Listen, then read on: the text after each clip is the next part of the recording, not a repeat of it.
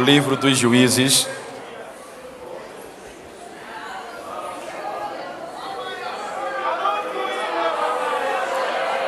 É bem verdade que os irmãos hão de convir. Eu vou pregar este texto, não por conta do hino, pois seria impossível. Mas é a mensagem que está no meu coração há dias. Capítulo 7 dos Juízes, versículo 3.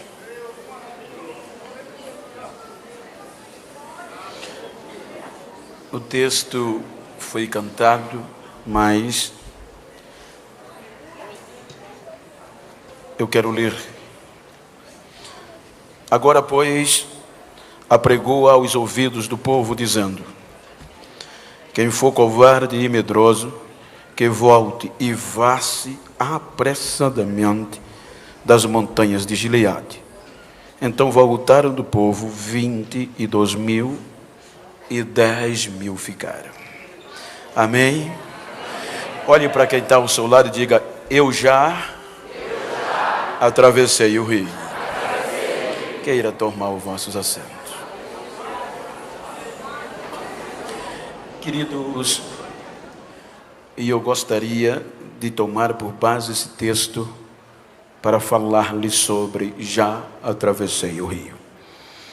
Quando nós observamos o texto e entramos no contexto, os irmãos vão ver que a proposta temática vossa é de um salmo composto de 21 versos, e que a sua epígrafe e o seu contexto nos mostra que é um salmo de triunfos, ou seja, um salmo 145 é de triunfo, onde os irmãos vão ver os 21 versos, o salmista enaltecendo a grandeza de Deus, e o salmo 146 é o contrário, é a fraqueza do homem e a fidelidade de Deus. Então, com base nisso, eu quero falar-lhe sobre um legado de triunfos. E quando nós observamos o contexto, os irmãos hão de convir que o livro dos Juízes, ele nos traz a história de 300 anos caótico de uma anarquia. Cerca de 300 anos, onde o povo não tinha líder, o povo não tinha governo. Então, o que prevalecia era o regime da anarquia. O povo fazia o que queria. E para entendermos isto, os irmãos hão de convir que quando nós lemos o primeiro capítulo de Juízes, é de conquista, é de triunfo.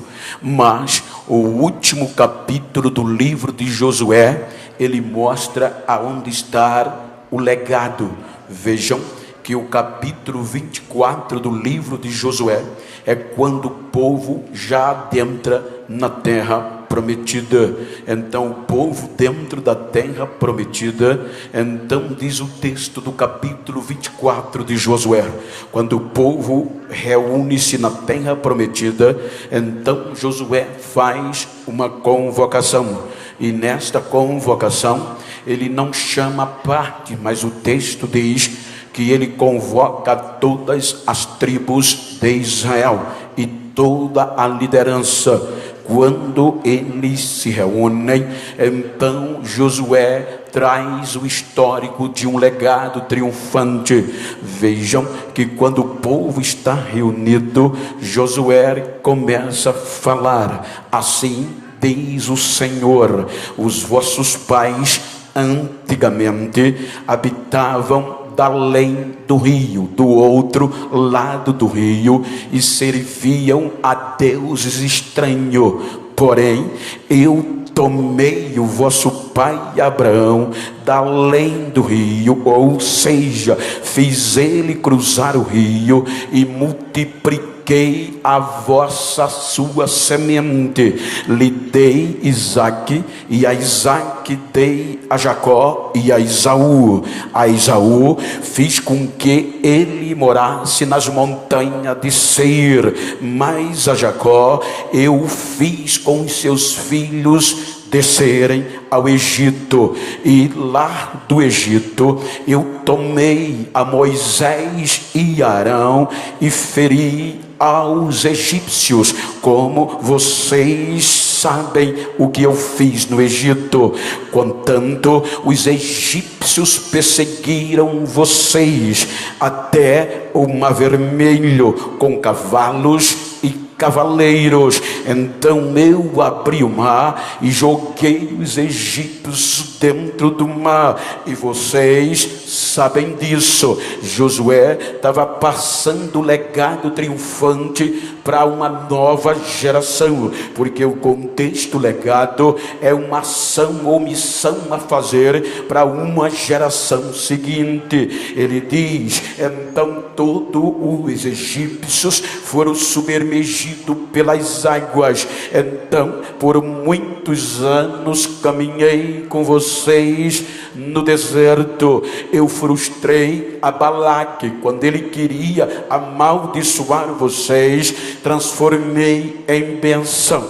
Chegaram também os jebuseus, os heteus e outros teus por aí, e eu livrei vocês, dando-lhes veripões e tirando-lhes diante de vós.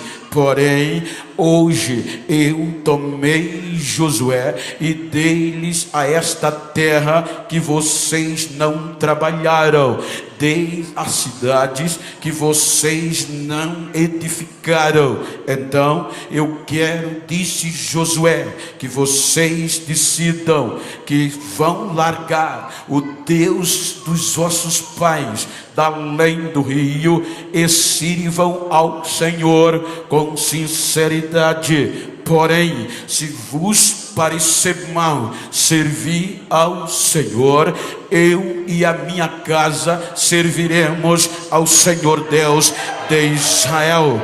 Então a Bíblia diz que, com base neste legado triunfante, Josué mostrou ao povo. O povo termina o livro dos Juízes em uma aliança unânime, dizendo: prometemos ser fiel ao nosso Deus que nos tirou da casa da servidão.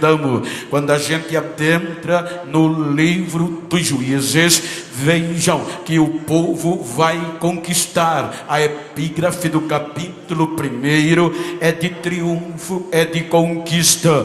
Porém, quando começamos o capítulo 2, a infidelidade vem.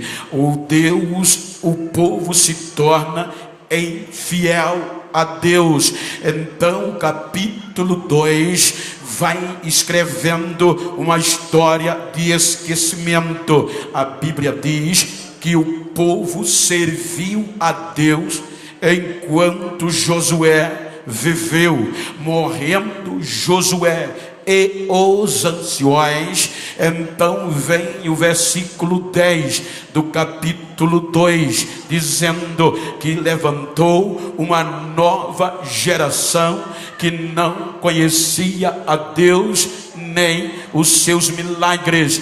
Portanto, esta nova geração foi engotada pela pressão dos cananeus. Vejam que na ótica da lei, na ótica da tradição, na ótica da escrita, era impossível esta nova geração não conhecer a Deus, porque o legado era passado. Por isso que posteriormente o salmista escreve: uma geração louvará e contará a outra geração os teus feitos. Então, na tradição de Hebreia diz que o pai tinha que passar para o filho quem era Deus e os seus feitos. O legado era passado de geração a geração, e era um legado de triunfo. Então esta geração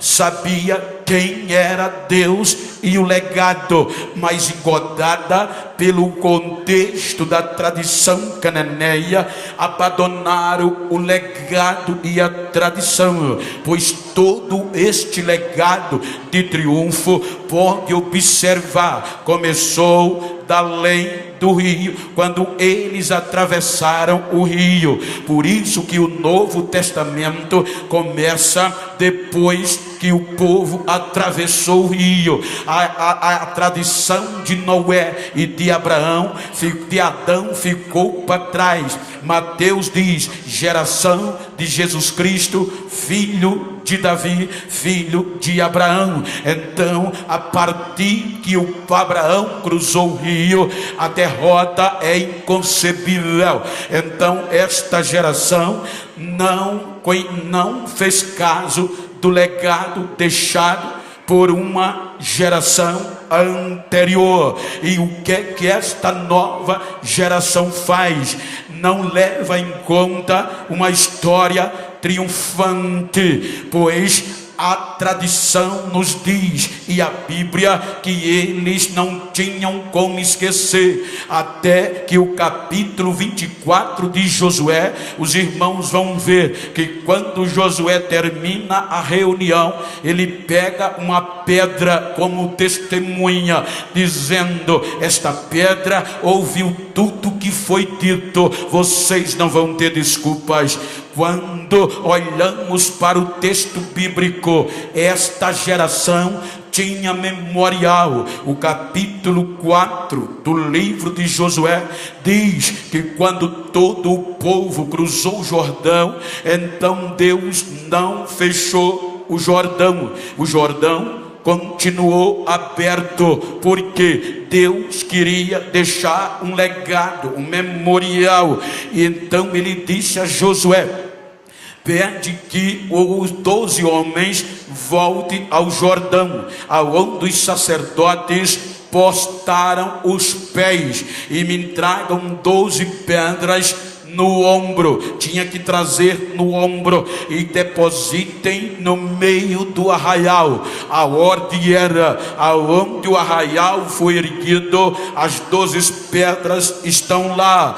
Qual era o objetivo? Memorial. Porque quando os vossos filhos, uma geração que está vindo aí, perguntar o que são estas pedras, vocês dirão: o Deus de Israel abriu o Jordão de ribanceira a ribanceira e nos fez passar a pé enxuto. Então havia um legado triunfante e um memorial. Mas esta geração, engodada pela nova onda da liberdade, pelo contexto cananeu, esqueceu o legado triunfante e adorou os Baalins, se inclinou a Baal e Astarote. E o texto diz que esta geração deixou Deus para trás. Ora, o que eu quero dizer é que um perigo que hoje rodeia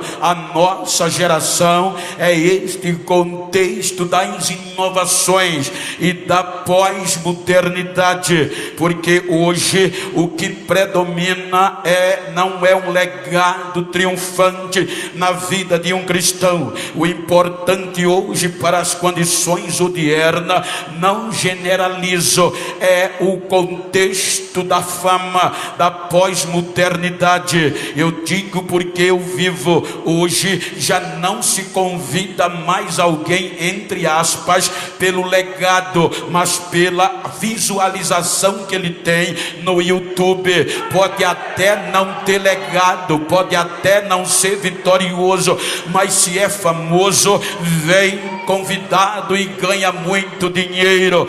Já estamos convidando os piadistas para pregar nos nossos congressos. Ou seja, a fama não pode frustrar um legado. Ou seja, o que é que o legado dos nossos pais, da geração que passou, deixou para nós?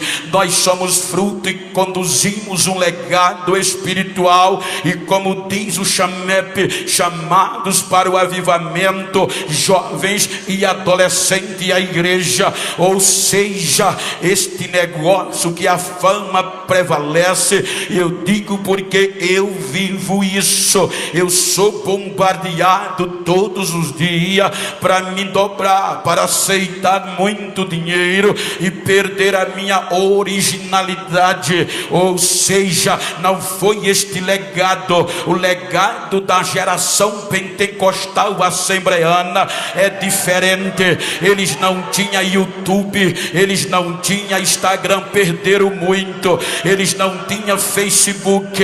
O que alegrava o coração deles era a marca no joelho, era a marca no joelho. O legado era de oração. Eles tinham carregado esta marca. Eles não eram aplaudidos feito nós. Não era não. Eles às vezes vinham cultuar, chegava na igreja debaixo de pedras, ameaçados, e os não crentes dizendo: os bodes, eles são ignorantes, descartados. Mas quando eles dobravam o joelho, as pedras cobriam dentro da igreja e em cima. Mas eles não desistiam, não paravam, porque tinham que anunciar a uma geração futura este Deus triunfante. Agora, quanto mais pedra caía, mais Jesus batizava a crente com o Espírito Santo nos nossos cultos. Os nossos cultos não precisavam de popstar. O nosso culto não precisava de muita gente que tem até disco de ouro para atrair multidão. Quem atraía a multidão era o legado triunfante da cruz do Calvário, e a gente já saía de casa pegando fogo. Ou seja, um legado de oração e de lágrima. Tinha gente que a gente, quando chegava na igreja, aquele culto gostoso, eu aprendi a orar com 15 dias de crente, porque me converti 21 de junho de 92. Já não era como antes, mas ainda tinha legado favorável. Eu chegava na igreja novo convertido, dobrava o joelho, com 5 minutos não aguentava. Eu olhava e me levantava, sentava. Só que quando eu sentava, olhava para a direita, para a esquerda, para frente e para trás, só tinha eu sentado, não tinha ninguém batendo papo, era só línguas estranhas. Glória a Deus e aleluia.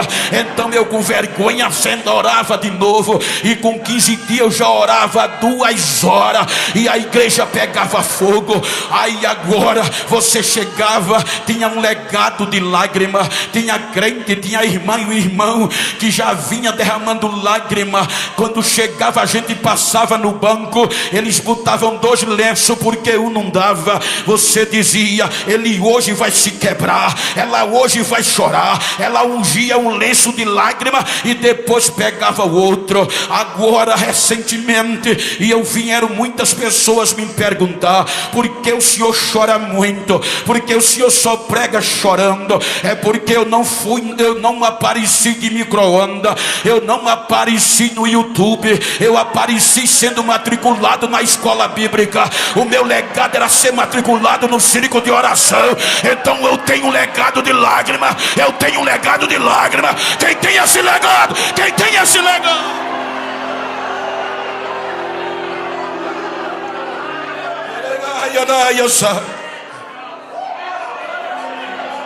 Agora olha como eram os nossos cultos.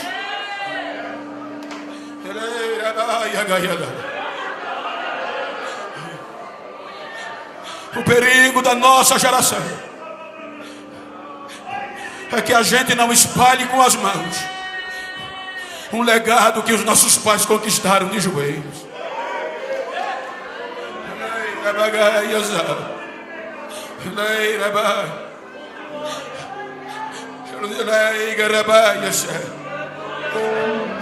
Agora pergunta essa pessoa de cabelo branco, quem viveu esse tempo, como eram os nossos cultos. Congressos como este, não precisava muita coisa, porque nos ensaios Jesus já batizava quase tudo.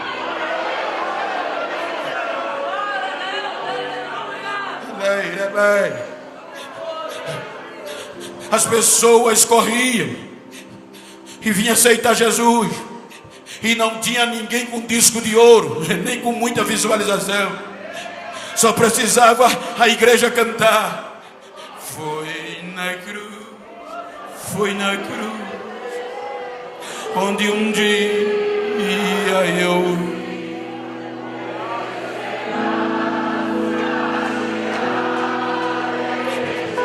E as pessoas entravam com as mãos levantadas, sem convite.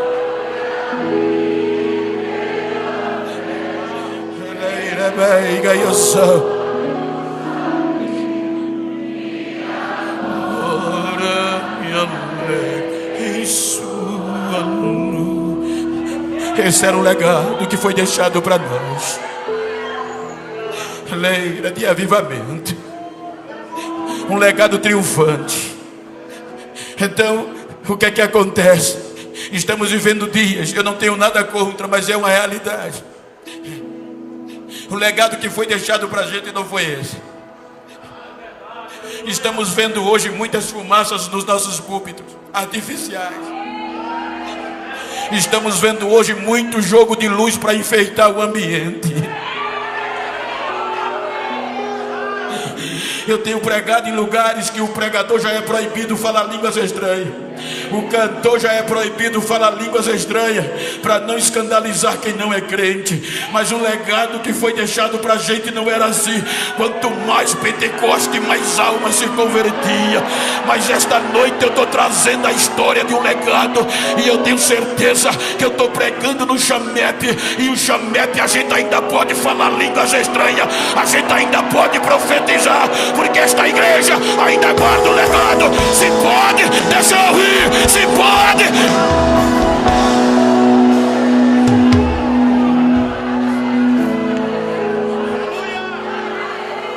Temos que voltar a ouvir as nossas crianças falar línguas estranhas de novo. As nossas crianças hoje estão aprendendo a cantar, mas não estão falando mais línguas estranhas na sua maioria. Temos que voltar a ouvir elas falar línguas estranhas e profetizar. Os nossos jovens e adolescentes, a gente tem que ver eles marchar no meio do culto, profetizando e tendo visão, e Deus fazendo a diferença. Esse é o legado que foi deixado para nós. Esta geração se esqueceu. Essa geração não levou em conta a história e nem o legado de uma geração que passou. Esta geração não levou em conta que para ele estar desfrutando daqueles bons momentos, Abraão cruzou o rio, largou a família e foi para uma terra que não conhecia.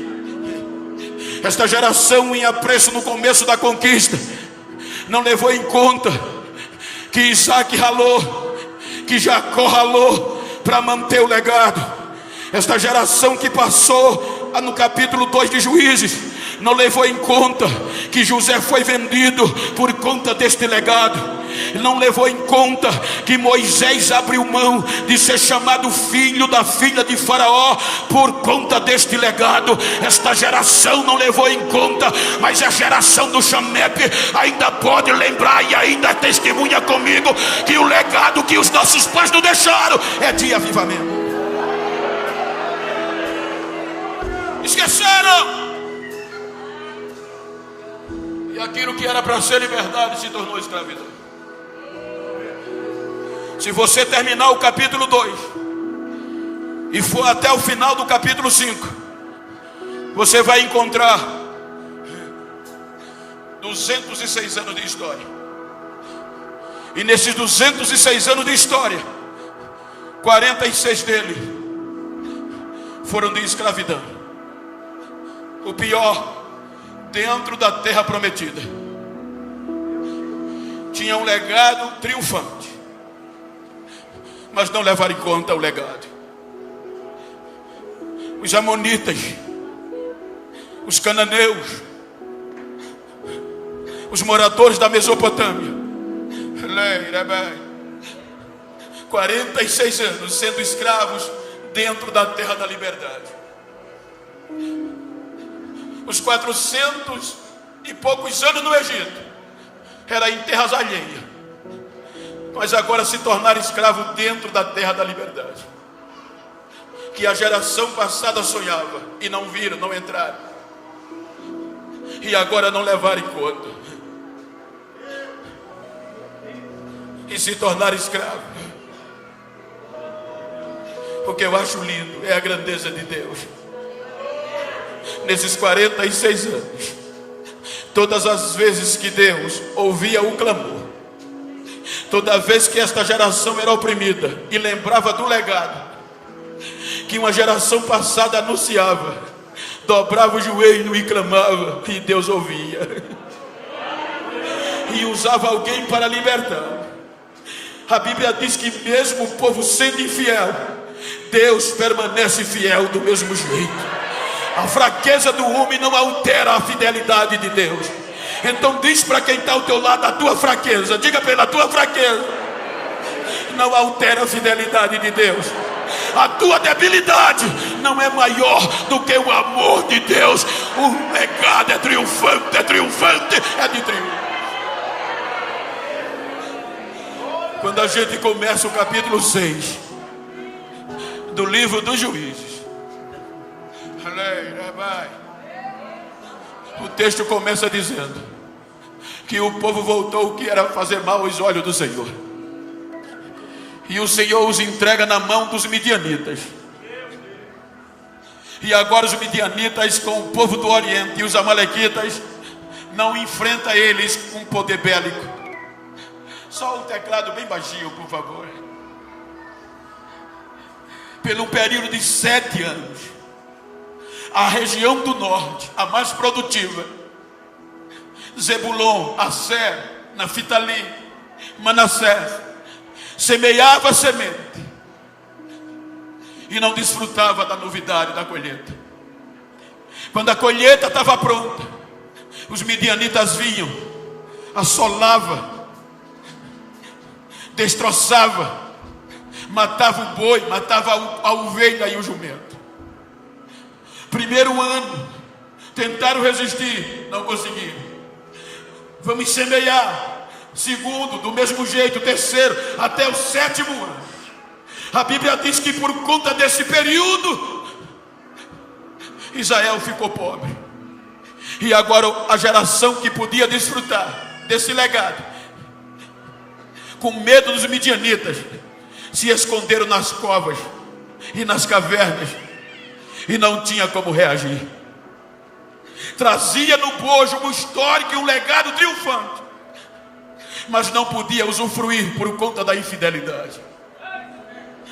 O que me chama a atenção é que quando eles não suportaram, se esconderam, lembraram do legado. E a Bíblia diz que clamaram ao Senhor,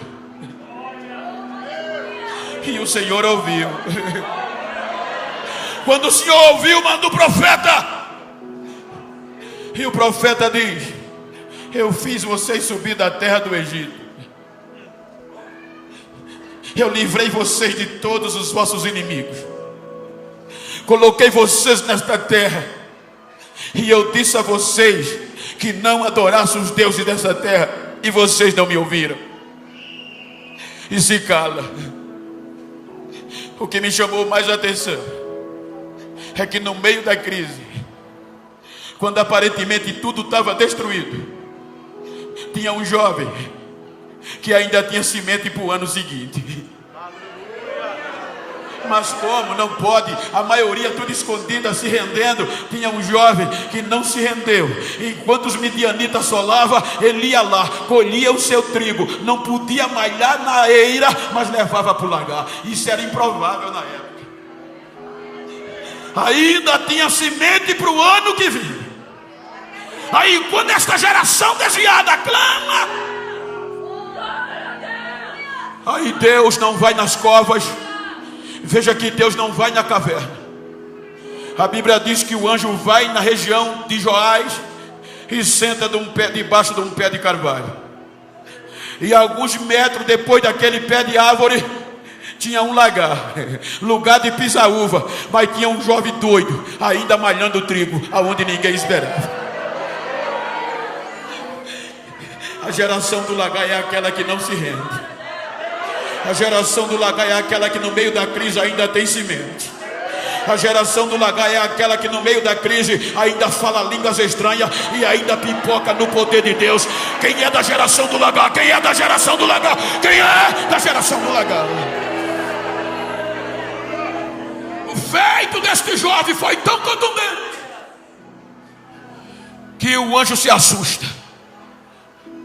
O anjo olha no meio de uma crise dessa, onde todo Israel do norte está escondido. Não é Judá, é Israel, é norte. Todo Israel está escondido. E esse jovem tem semente. Ele foi tão impactado que gritou de lá: varão valente, o Senhor é contigo. Varão valente, o Senhor é contigo. Ele olhou e disse: ah, meu Senhor, se o Senhor é comigo ou conosco, por que sobreveio esse mal sobre nós? Olha outra evidência do legado. Aí ele diz ao anjo: o que foi feito com os milagres que os nossos pais nos contaram, dizendo que Deus fez quando nos tirou do Egito? Ele nos esqueceu. Ele sabia o legado, mas não queria viver. Quem não lembra? O meu pastor tinha calo na testa de tanto orar. Muitas irmãs e irmãos tinham pereba no joelho. Quem de nós não sabe disso? Mas hoje a gente não está orando como devia.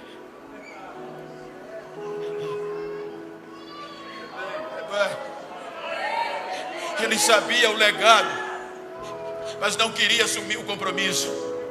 Aí o anjo diz: vai nesta tua força e livra Israel. Aí aqui para frente ele vai dialogando. Quando chega no versículo 25, aí Deus faz a prova se ele era valente mesmo. Deus diz: Gideão, pega o segundo boi do teu pai em sacrifício a mim, um boi de 7 anos. O que é que Deus queria? Expor Gideão em público, para ver se ele tinha coragem.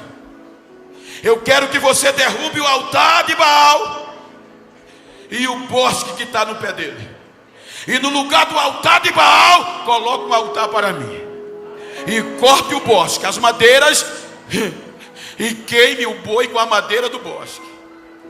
Ou seja, bosque não era lugar de crente adorar. Quem adorava em bosque, no meio das árvores, todo altar de Baal era cercado de bosque, porque os adoradores de Baal chegavam para oferecer sacrifício, chegava sarado. Quando entrava no bosque, cortava o corpo todo, sangrava, gritava, entrava bom e saía ferido. Altar de Deus não. O crente entra ferido, quebrado, mas quando sai renovado, sai restaurado. Aí Deus disse: tira o altar de Baal e coloca o meu. Isso era expor o menino, porque toda a sua família adorava Baal. Israel estava corrompido. A Bíblia diz que ele pegou 10 homens, e foi tão perigoso que ele não teve coragem de fazer de dia, fez de noite. Quer ser usado por Deus, filho? Guarda o legado. Não tenha medo de se expor. Um dia Deus me deu uma mensagem para pregar na convenção do meu estado, que eu chorei 15 dias sem querer pregar. E quando eu preguei, convenção para 30 mil pessoas, quando eu terminei de pregar, olhavam para mim com os olhos tronchos. Amigos diziam: vou orar por você e por sua família. Peguei o voo, fui para Goiás na madrugada. Quando desembarquei no aeroporto, o meu irmão me liga: o que é que houve ontem no culto? Não sei, foi normal? Não, a televisão e o rádio só falam no culto de ontem. Quando eu cheguei em Acreúna, Goiás, que fui pregar, entrei no hotel, o telefone toca, era um dos grandes pastores do meu estado, dizendo: se eu comer pão, você come pão, se eu beber leite, você bebe leite. Ele desliga, outro liga: eu vou orar por você e sua família. Mas o que é que houve? Você bateu muito, você bateu demais. Eu não sabia que Deus estava me expondo.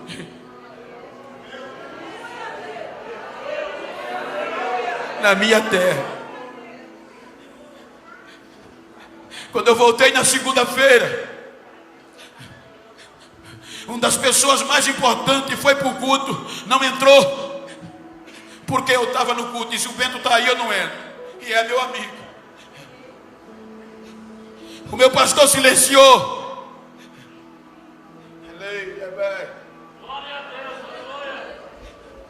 Eu cheguei no culto de ensino, os irmãos olhavam para mim e começavam a falar em línguas estranhas.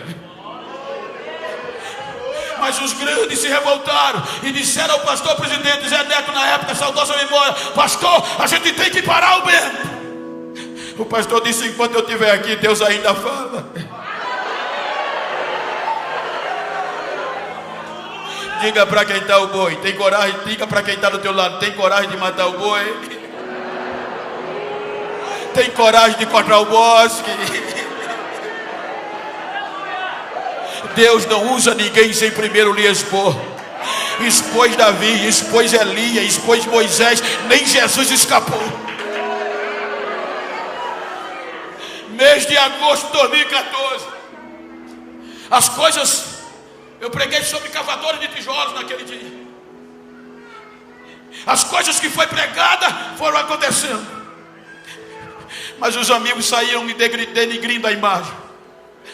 Aqui em Brasília, alguém cancelava, porque alguém de Maceió dizia: o Bento está queimado, bateu demais e ofendeu o pastor.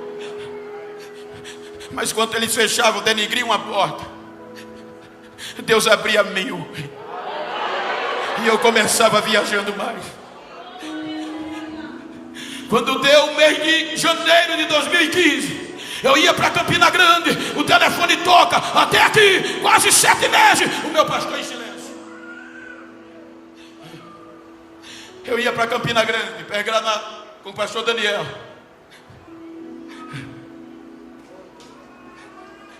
Aí o telefone toca, era o secretário-geral da Convenção das Assembleias de Deus do Brasil. Genival, parei o carro, nunca nem tinha falado com ele. É o Genival, encostei o carro. O seu nome foi citado na reunião geral. O que é que houve? O seu nome foi aprovado para pregar no encerramento da AGO, o maior trabalho das Assembleias de Deus no Brasil.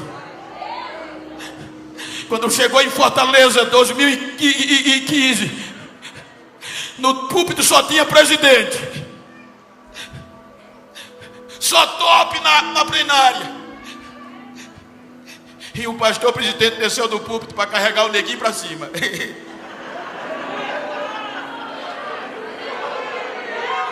Quem criticava estava todo embaixo e o negrinho em cima, dando glória a Deus e pregando. Diga para quem está ao seu lado: eu já atravessei o rio. O meu legado não é de perdedor, é de triunfo.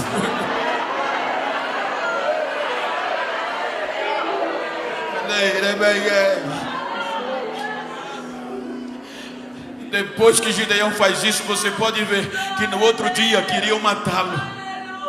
Os próprios irmãos queriam matá-lo. Quando você chega no versículo 33, aí a coisa piora. Porque agora a Bíblia diz que os midianitas, os amalequitas, se puseram no vale de Jezreel. E não para colher, mas para guerrear e devastar Israel. Diz a história que o efetivo agora não era para destruição, era para guerrear. E o texto mostra isso. E os historiadores dizem que o efetivo de guerra dos midianitas era cerca de 135 mil soldados, com os amalequitas e aliados. Quando você chega no versículo 34, depois que ele se expôs, aí o versículo diz: o Espírito do Senhor revestiu a Gideão. Só foi cheio depois que se expôs. Aí Deus disse: ele serve. Aí ele pega a buzina e vai contra-atacar, vai convidar os seus irmãos para a guerra. Quando ele convoca os seus irmãos, só chega da sua família, de Abiezer. Aí ele chama mensageiros e diz a eles: vão em Manassés, vão em Asser, vão em Naftali, e convoque os guerreiros para guerrear. Eles foram. Quando chegam com Gideão, 32 mil soldados. Isso implica dizer que para quem traz um legado de triunfo era fácil. Mas se você fizer uma continha, 32 mil com Gideão, do outro lado 135 mil, era um soldado israelita para lutar contra 4 midianitas. Aí quando sabe, tremem. Aí para piorar, já era difícil. Aí Deus diz: Gideão, tem gente demais aí. É mole. Faz o seguinte: prega. Quem tiver com medo, quem for covarde, pode voltar depressa. No primeiro grito, 22 mil soldados voltaram. Só ficaram 10 mil. Aí Deus diz: agora era 1 contra 13,5. Era um soldado israelita para vencer 13 midianitas e meio. Ficou pior. Aí Deus disse: ainda tem muita gente. Será que dá para duvidar que o legado é triunfante? Aí Gideão preocupou. Ele disse: leva as águas e eu provarei. Se você olhar nas entrelinhas, Gideão não pegou os soldados e levou para o rio. Era clima de guerra. Gideão fez eles cansarem até ter sede no limite. Porque quem diz que a gente é a nossa necessidade. Quem se converte que fumava, só vai dizer que é crente quando vê um cigarro fumaçando na frente dele. Aí depois que eles cansaram, Deus mandou eles levar a água. E aqueles que beber a água só lambendo, separa. E os que se ajoelhar, separa. Quando eles estavam com sede, Gideão levou-los ao rio. Isso queria dizer, eles estavam preparados para a guerra. Capacete, couraça, todos preparados. E não podiam vacilar. Então quando eles viram a água, era a necessidade máxima. Aí alguns chegavam assustados: estamos em guerra. Não ligava muito para a água, olhava para trás. Chegava na beira do rio, não tirava capacete, não tirava coraça. Eu fiz muito isso em riacho. Pegava a mão, jogava na água e sacudia a água para cima. Quando a água subia, eles pegavam a água no ar. É guerra. Aí Deus dizia: separa esse. Aí o outro chegava, tirava o capacete, tirava a coraça, botava o joelho no chão, botava a boca na água. Se o inimigo viesse, acabou. Aí Deus disse: joga de lado. E os que se ajoelharam, 9.700. Só sobraram 300. Aí Deus diz: vai ser com esses 300 que eu vou te entregar os midianitas nas tuas mãos. Agora era um israelita contra 450 midianitas. Aí Gideão disse: vai dar certo não, Deus? Aí Deus disse, ele duvidou. Aí Deus disse: desce amanhã cedinho no arraial dos midianitas, madrugada, e eu vou te mostrar. Ele pegou seu servo, desceu. Quando chegou perto do arraial dos midianitas, ficou: o que é que Deus vai falar? Aí tinha 2 soldados midianitas, incrédulos, não crentes. E um olhou para o outro e disse: eu tive um sonho terrível. Eu sonhei que um pão tostado de cevada descia do monte, invadiu o arraial dos midianitas e destroçava tudo. Aí o outro não crente disse: eu já sei o que é. O não crente é a espada de Gideão, filho de Joás, o israelita. Deus entregou os midianitas nas mãos dele e vai dar vitória a ele. A Bíblia diz que quando Gideão viu isso, foi renovado, botou o joelho no chão e adorou. Agora eu vou, agora vai, agora eu estou dentro. Agora eu quero pregar aqui, com respeito ao hino. O que você faria com 31.700 soldados que voltaram? Quando aqueles 31.700 soldados saíram de casa, saíram como guerreiros. A esposa, os filhos, a família acreditou neles. E agora eles voltam. Imagina a recepção deles. Covarde, medroso, despreparado. A gente acreditou em você, em casa, na rua. Eu te pergunto, você acreditava neles de novo?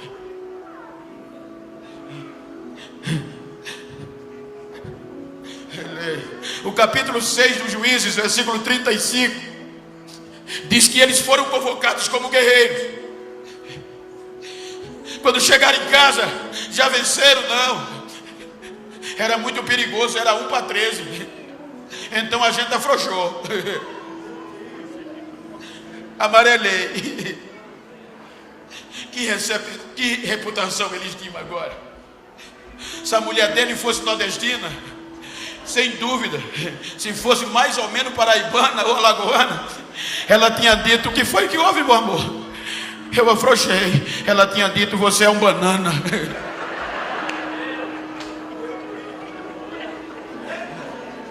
O que você faria com esses 31.700?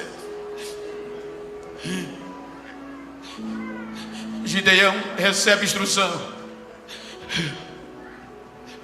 Gideão não vai precisar espada. Você pode olhar o texto. Só vou precisar de uma buzina e um cântaro vazio com tocha de fogo dentro. Mas Senhor, faça isso. Quando eu der a ordem, toque a buzina e quebra o cântaro. A Bíblia diz que ele instruiu os 300 para fazer o mesmo. O que eu acho lindo é que a Bíblia diz que quando ele cercou o arraial, Wesley, ele pôs o pé, plantou o pé. Se ele pegou na espada, o texto não mostra, porque a mão direita estava ocupada com a buzina e a esquerda com o cântaro. E a Bíblia diz que ele não tirou o pé do canto. Quando tocou a buzina e quebrou o canto, os 300 fizeram o mesmo. Agora era barulho e fogo.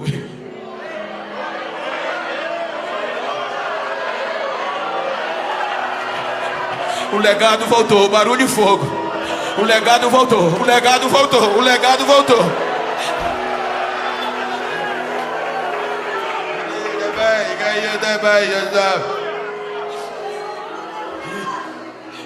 A Bíblia diz que os midianitas se acordaram assustados. E para piorar, quando eles tentavam fugir, Deus fez uma confusão. E agora os midianitas lutavam contra os amalequitas e contra o povo do Oriente. Era um matando o outro e o outro matando um. E Gideão só fazendo barulho e o fogo pegando, sem tirar o pé do canto, e Deus fazendo nada. Agora o que eu quero dizer-lhes é que o Salmo 145 fala do legado triunfante. O 146 fala da fraqueza do homem. E se você ler o 146, você chora. A Bíblia diz que os midianitas fugiram. Aí a gente chega no capítulo 7. A maioria dos midianitas fugiram. Os príncipes Oreb e Zeeb fugiram. E Gideão com os pés plantados. Se eles cruzassem o Jordão, não pegava mais. Aí Gideão chamou os mensageiros e disse a ele: faz o seguinte, capítulo 7, versículo 23, a mesma convocação do 6:35. Gideão diz: vão em Manassés, vão na tribo de Assé, de Naphtali, e diga aos guerreiros que é hora de voltar para o combate. Os mensageiros partiram. Quando entraram nas tribos, que bateu na porta: ei, quer o quê? Aí mora um covarde. Aí o mensageiro bate na porta. O covarde abre a porta. Aí o mensageiro diz: Gideão mandou dizer que você ainda serve. Se você quiser recomeçar e voltar ao combate, ele está te esperando. Não deixe os midianitas cruzar o Jordão. Vocês querem recomeçar? Vocês ainda servem. Aí agora quem só chamava covarde, vira os covardes e botar a espada na mão de novo, botar o capacete.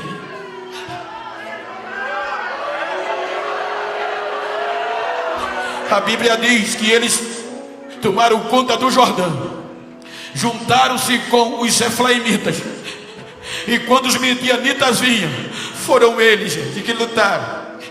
A Bíblia diz que eles com os efraimitas mataram os gibeonitas, os midianitas, e para melhorar, pegaram o melhor prêmio que numa guerra podia ter, a cabeça dos príncipes. A Bíblia diz que mataram Zeeb e Oreb. Agora, quem ninguém acreditava mais, chega para Gideão com a cabeça dos príncipes e entrega. Obrigado por acreditar em nós de novo. Obrigado por acreditar em nós de novo. Eu não sei como você chegou aqui.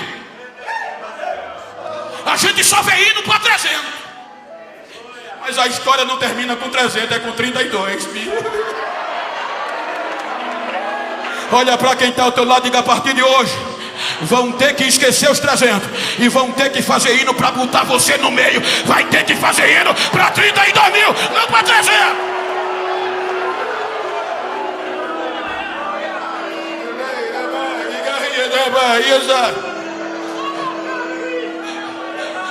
O seu legado é triunfante. O seu legado não é de derrota. Eu não sei como você chegou nesse congresso. O que eu achei lindo é que na antiga Roma, quando o exército estava em combate, o exército romano, que terminava o combate, que voltavam, quando entravam na cidade, a elite de Roma levantava para aplaudi-los. Era eles entrando na cidade e aplaudidos. Só que a maioria não vinha mais perfeita. Uns vinham sem orelha, outros vinham sem pernas, outros vinham sangrando, outros nas costas um do outro, mas aplaudido pela elite. Combatente, diga para quem está ao seu lado: não estou nem aí como você chegou no congresso. Se sem orelha, se ferido, se carregado, eu só quero saber que quando a trombeta tocar, você vai estar lá comigo.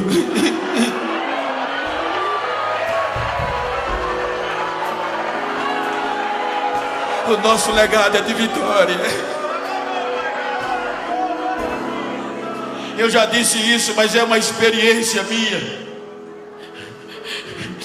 Nós vivemos em uma geração de esquecimento, que só precisa, deixa a gente para trás facilmente. O pastor me contou uma história e eu me lembro. Tem lugares que quando um crente é ferido, os pastores ensinam para nem dar a paz do Senhor a ele. Presta mais não. O que é que faz? Exclui, rasga a credencial. Esse não é o legado depois do rio, gente. E principalmente depois da cruz. Eu tive uma experiência. Eu li um artigo de guerra que o governo americano, naquela guerra do Iraque, na época ele investiu 17 mil dólares, hoje na moeda corrente cerca de 60 mil reais, só para equipar um soldado, só para equipá-lo. E eu tenho um amigo que é sargento do exército americano, e eu estendi a mão para parabenizá-lo. E quando eu fui parabenizá-lo, ele disse: não, Beto, eu não mereço parabéns. Quando a gente se alista, já é para isso mesmo, a gente morre ali. A gente só vai viver para duas coisas: para a pátria e para proteger o amigo. O o companheiro. Ele disse: a ordem é para a gente não deixar ninguém para trás. O legado é esse, Bento. Se for preciso, a gente dar a vida para salvar um amigo. Depois do rio, Jesus disse: Pai, daqueles que tu me deste, nenhum se perdeu, a não ser o filho da perdição. Eu amei eles até o fim, Pai.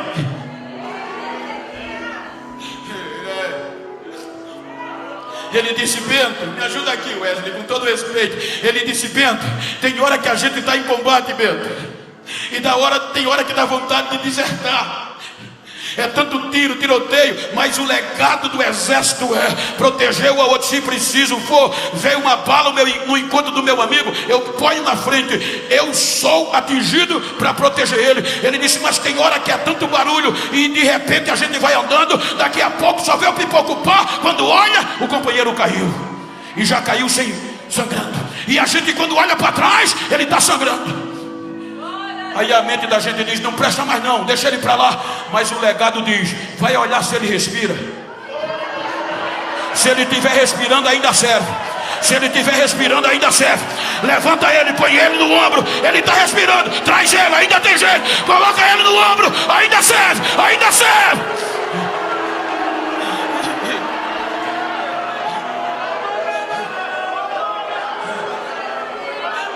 Olha para quem está ao teu lado, diga: se depender de mim, você não vai ficar para trás.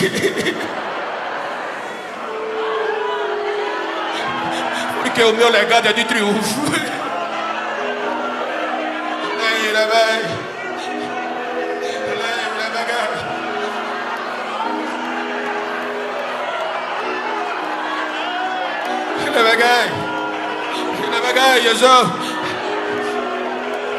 Vocês já ouviram, mas me pediram.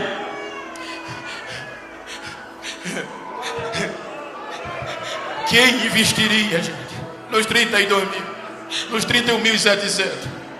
Agora olha que notícia eu tenho para você. O que o Salmo nos diz, o 45 e o 46. Se o governo investiu 17.001 soldados, e a ordem é que não pode abrir mão dele, imagina você que o nosso legado não é de ouro, não é de prata. Nós não fomos investidos por prata, nem por ouro, nem por dólar. O que Deus investiu foi o sangue de Jesus. Você acha que Ele vai deixar você? Você acha que Ele vai desistir de você?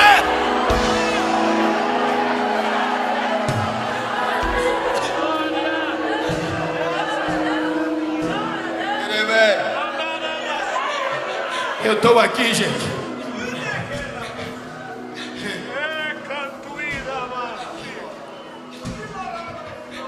Paulo Preto está no púlpito do Chamego. Não é por causa do YouTube. Quantas vezes olharam para mim e diziam que eu não valia o que comia. Esse negro não vale o que come. E chegou um crente e disse: tem alguém que acredita em você? Eu disse: mas eu tenho muitos defeitos. Ele é especialista em quem tem defeito, mas ninguém acredita em mim. Ele gosta de investir em quem ninguém acredita mais. E me levou 3 meses depois, eu aceitei. Ele me aceitou com todos os meus defeitos. Com 15 dias me batizou com o Espírito Santo. Agora com 1 mês de crente, eu já orava mais de 2 horas, já ia para 3. Aí comecei a gostar e orava no mínimo 8 horas por dia. Quando não dava tempo por causa do trabalho de dia, eu rolava à noite. 1 ano e meio de crente. Eu estava num culto na igrejinha dentro do canavial, e o pregador olhou para mim e disse: Deus está me dizendo que as fronteiras do mundo vão se abrir, e você vai ser um instrumento restaurador nas mãos dele. Terminou o culto, fomos para casa. 3 dias depois, um grupo de obreiros foi para mim e disse: Bento, acredita naquilo não. O pregador errou. Mas por quê? Esquece aquele culto. Tu tem 3 defeitos que é impossível alguém acreditar em você. Quais são? Você é pobre, analfabeto, e para piorar você é preto. Vai muito longe não, Beto. 92 a 93 eu disse, eu vou desistir. Se no mundo eu não presto e aqui também, resolvi desistir.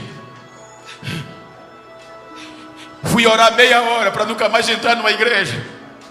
Quando eu dobrei o joelho, o Espírito Santo, meia hora, não deixou me levantar. Tinha um peso no meu ombro e uma voz no meu ouvido dizendo, eu não desisto de você. Hoje eu vou mostrar a você o que eu sou capaz de fazer. 4 horas da tarde eu me levanto. Quando eu vou para casa, eu não chego em casa porque o mensageiro diz, a tua filha de 9 anos foi para o posto de saúde. Quando eu cheguei no posto, o médico disse, já morreu. Prepara o funeral. Coloquei ela no braço. Quando eu saí do posto, o Espírito Santo disse, não vai para casa não, vai para onde tu estava, que eu vou te mostrar que quem te escolheu fui eu. Eu não dependo do que o homem acha, nem do que o homem diz. Eu cheguei no posto, o médico mandou eu entrar, disse, olha, ela já entrou em óbito. Eu saí nessa situação, vai para a igreja. Cheguei na igreja, joguei ela no piso. Quando eu joguei ela no piso, não demorou muito, 10 segundos depois que o médico chegou e a enfermeira, porque foram dizer, ele está doido. A voz de Deus disse, fui eu que te trouxe aqui. E para você saber quem sou eu te dou vitória hoje. A menina começou a se endireitar e deu um salto em 10 segundos.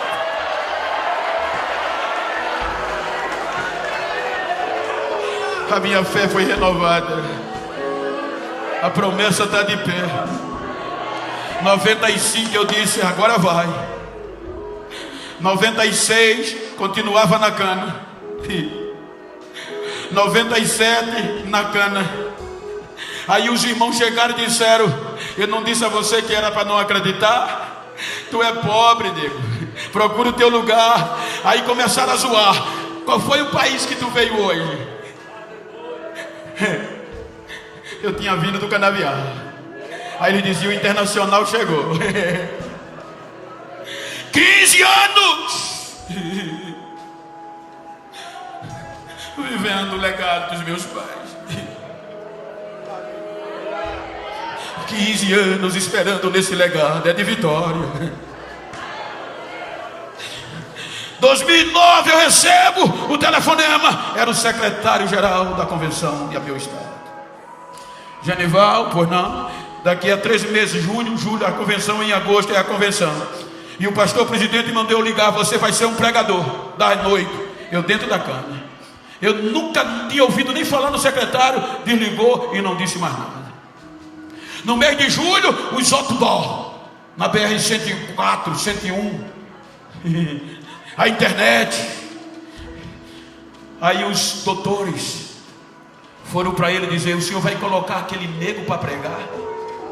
Porque no outdoor era o pastor presidente, só tinha gente top, pastor presidente da convenção tal, pastor Josué Brandão, só top, pastor Messias, pastor tal. No meio dos top tinha uma carinha preta lá.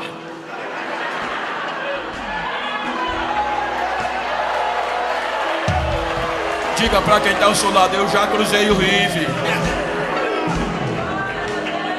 Aí foram dizer, o senhor vai mudar aquele nego para pregar? O pastor disse, vou. O senhor sabe que ele é analfabeto? Sei. Sabe que ele é da roça? Sei. Sabe que ele não tem cultura? Sei. O senhor perdeu o juízo? Não, foi Deus que mandou, ponto final. Não fala mais nisso, foi Deus que mandou. 2009 eu preguei. 2010 eu dentro da cana,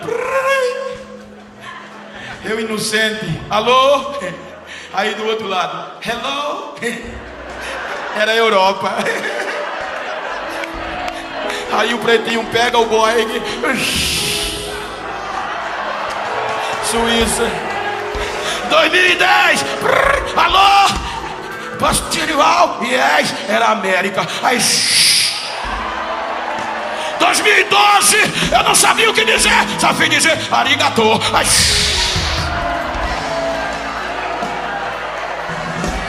legado. Eu estou dizendo isso porque estou pregando para uma geração que tem que preservar esse legado.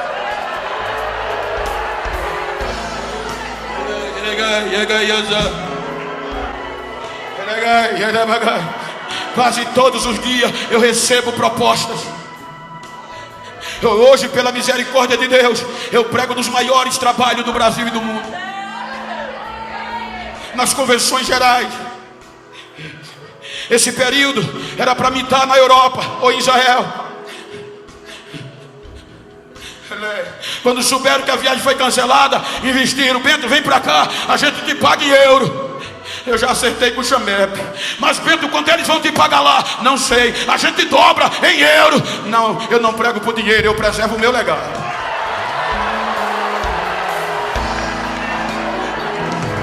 Tem muitas vezes que eu estou pregando para 50, 60 mil pessoas, e quando eu puxo a rede, vem multidões, e Jesus começa a batizar. Quando eu entrego o microfone, o pastor bate nas minhas costas e diz: você é o cara. E como o coração do homem é enganoso, às vezes eu penso que sou. Aí volto para casa todo fofo. Quando eu chego em casa, a minha esposa: como foi o culto, filho? Como eu disse hoje, ontem foi 65 almas, filho. Ela disse: glória a Deus, mas já vai na geladeira. Quando eu chego, que digo, ela já vai na geladeira, pega uma baciazinha cheia de gomo de cana gelado, bota na mesa e eu meto o dedo para chupar cana. Enquanto eu estou chupando cana, o Espírito Santo diz: para você não esquecer de onde veio, quem faz sou eu, a glória é minha, quem faz sou eu, é legado.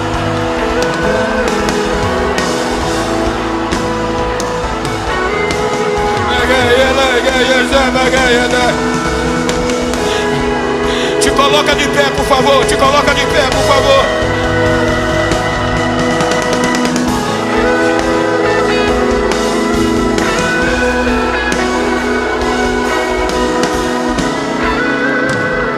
Faz um favor.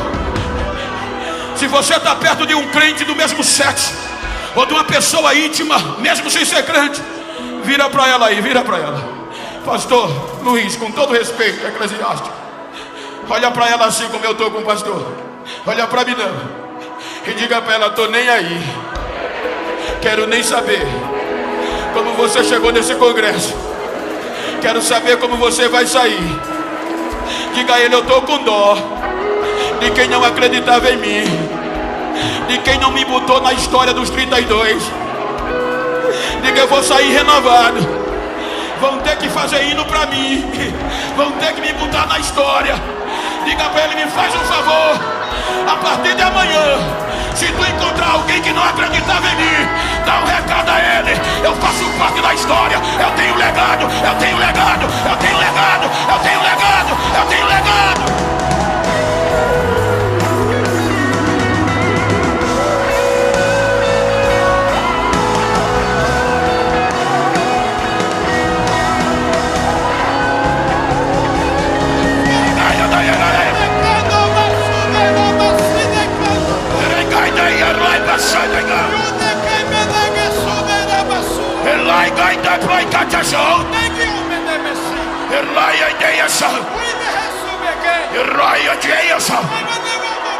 Isso é pouco. Eu tenho grandes coisas a fazer nesta geração. A minha glória está invadindo esta casa. A minha unção está levantando caídos, porque eu não mudo. Eu estou derramando a unção esta noite sobrenatural sobre a minha geração, para que saiba que eu não mudo. Recebam, recebam a minha glória. Assim diz o Senhor: recebam, recebam, recebam, recebam.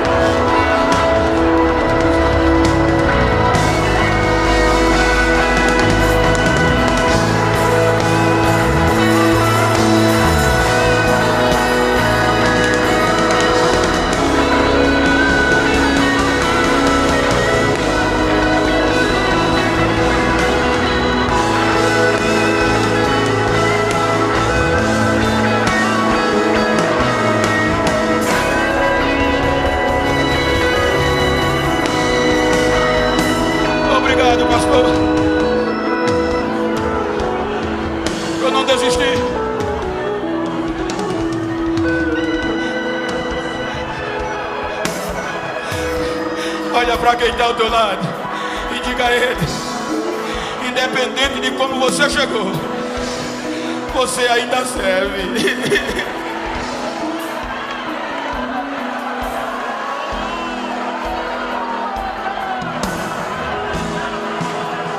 Eu quero saber onde estão aquelas pessoas que foram feridas.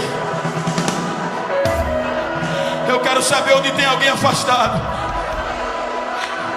Eu quero saber onde estão os desacreditados. Eu quero saber onde estão os 31.700.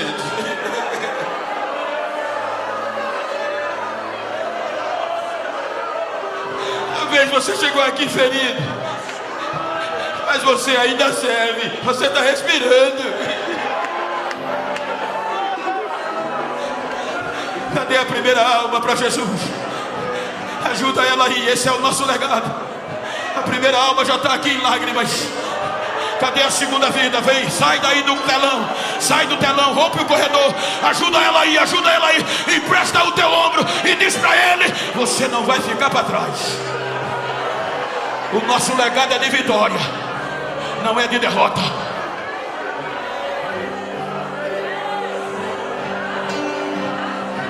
Cadê a segunda vida? Sai do teu lugar. Se você está perto de uma pessoa ferida, de um afastado, de uma pessoa não crente, traz ela aí às pressas. Venha. A segunda vida está aqui. Cadê a terceira? A terceira está chegando aqui. Cadê a quarta? A quarta vai me dando sinal. A quarta está rompendo o corredor. Cadê a quinta? Vai trazendo. A quinta está rompendo o corredor. Cadê a sexta? A sexta está chegando. Cadê a sétima? Está chegando. Cadê a oitava? Você ainda serve. Diga para ele: você ainda serve. Você ainda serve. A história não termina com 300. A história termina com 32 mil.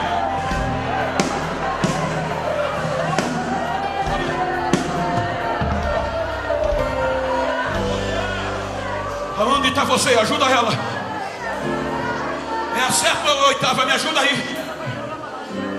Está chegando mais. Me diz quanto já vem. A nona, cadê a décima? A décima está chegando. Cadê a 11ª? Está chegando ali. Cadê a 12ª?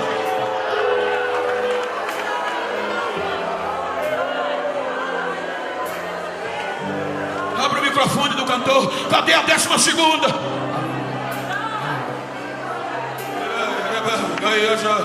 Há muitos feridos, você ainda serve.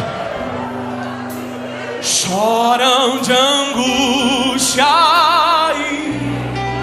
O maior legado do Calvário é o amor. Por proteção e por... Disse Jesus: ninguém tem maior amor do que esse, de dar sua própria vida.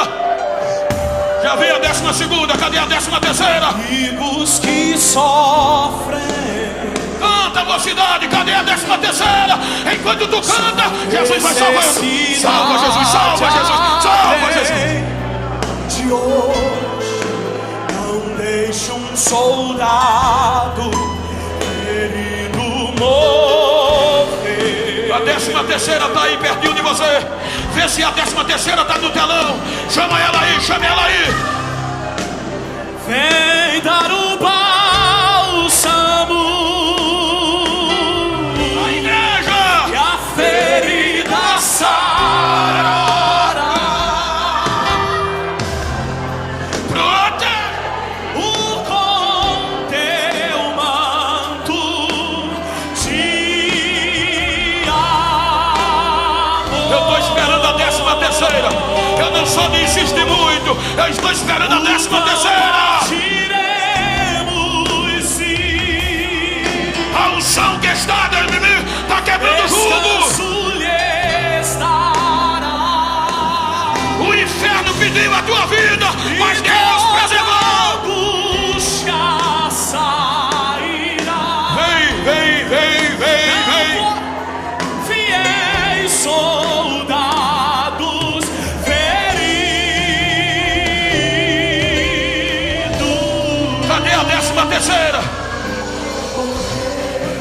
Ajuda ela. Já veio, cadê a 10ª corda? Cadê a 10ª corda? Por esse esforço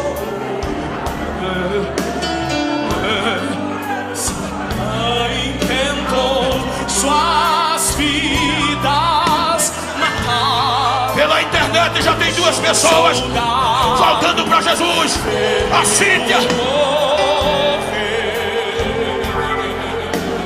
Tem mais 6 na internet. Já vamos em 18. Já tem 19.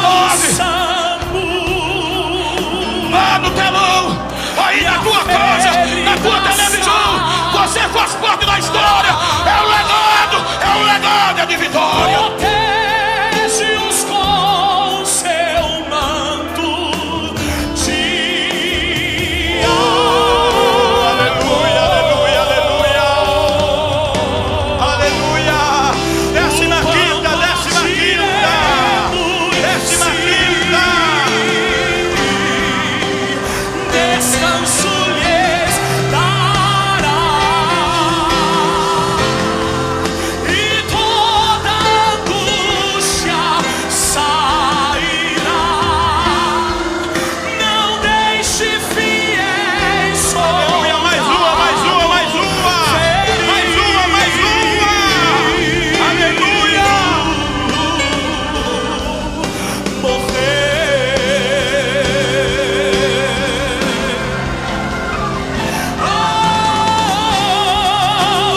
Vem dar o bálsamo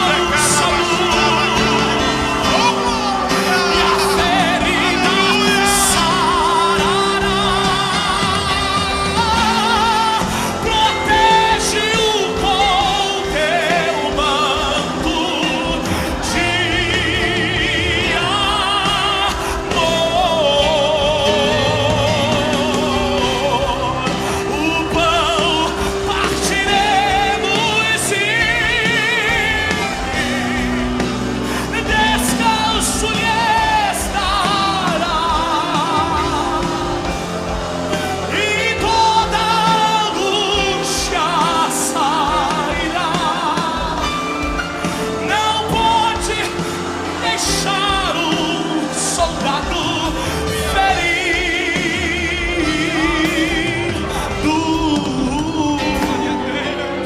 morrer. Aleluia.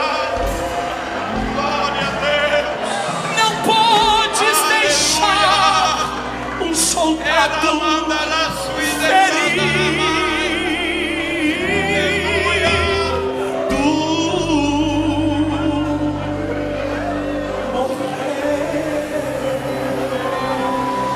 Aleluia, aleluia. Glória a Deus. Aqui foram 17. Na internet 8. Aleluia. Pastores, ministrem sobre estas vidas em nome de Jesus. Ministrem sobre estas vidas em nome de Jesus. Pai de bondade e de misericórdia, te damos graças, Senhor, por estas vidas que o Senhor nesta noite resgatou. Te damos graças, Senhor, por esses soldados feridos que foram restaurados. Ah, Senhor, derrama da tua graça sobre a vida de cada um deles, que eles possam retomar a caminhada, que eles possam retornar a jornada, e que o teu nome seja glorificado. Volta a usar a cada um deles, Senhor, para a glória do teu nome. Volta a usar a cada um deles, Senhor, como instrumento em tuas mãos, para a glória do teu nome. Abraça o seu irmão que está do lado aí. Abraça o seu irmão que está do lado e diga: Deus não desistiu de você. Deus não desistiu de você.